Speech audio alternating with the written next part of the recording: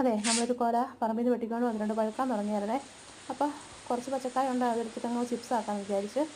മഴയൊക്കെയല്ലേ, പ്രത്യേകിച്ച് പരിപാടിയൊന്നുമില്ല, പിള്ളേർക്ക് കൊടുക്കുകയും ചെയ്യാം. നമ്മളപ്പോൾ കുറച്ച് പച്ച എടുത്തിട്ടുണ്ട്, ചെറുതായിട്ട് പഴുത്തതും കൂടി എടുത്തിട്ടുണ്ട്. ഈ പിള്ളേർക്ക് പഴുത്തൊക്കെ ചിപ്സാക്കി കൊടുക്കുന്നത് ഭയങ്കര ഇഷ്ടമാണ്. അപ്പോൾ അതിനൊരു ചെറിയ മധുരം പൊടിയൊക്കെ ഉണ്ടല്ലോ.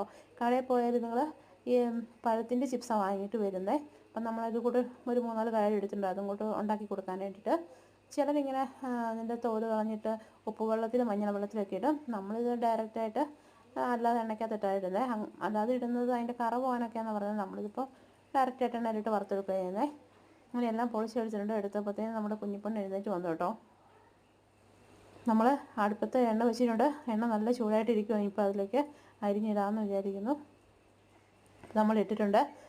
നമ്മൾ മഞ്ഞൾപ്പൊടി ഒന്നും ചേർക്കുന്നില്ല കേട്ടോ.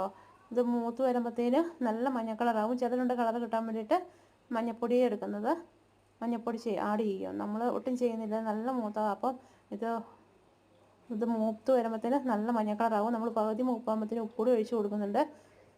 അപ്പം നല്ല മഞ്ഞ കളറായിട്ടുണ്ട്, മൂത്തിട്ടുമുണ്ട്. നമ്മളിത് കോരി എടുക്കുവാണേ. നമ്മൾ പഴുത്തക വേറെ സെപ്പറേറ്റാണ് ചെയ്യുന്നത്, സെപ്പറേറ്റ് വറുത്തെടുക്കുക. അത് ഡബിൾ ബോയിലിംഗ് ചെയ്യണം, അല്ലെങ്കിൽ ക്രിസ്പി ആയിട്ടിരിക്കത്തില്ല.